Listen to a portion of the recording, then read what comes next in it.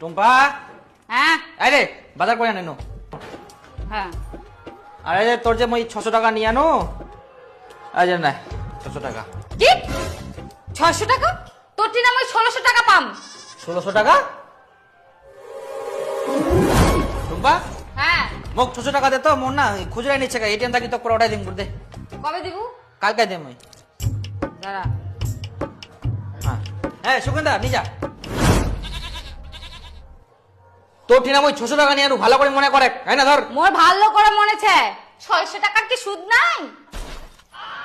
কি 600 টাকা সুদে আসলে 1600 টাকা হয়ে গেল 3 দিনে। টাকালা মোরে ঠিনা থাকি নিয়ে নি জমাই আইস, আবার মোরে ঠিনা থাকি সুদ নিস তুই। আমি যেখান থেকে টাকা নেই না কেন, তুমি আমার কাছ থেকে টাকা নিছো, তুমি সুদে আসলে টাকা আমাকে ফেরত দিবা।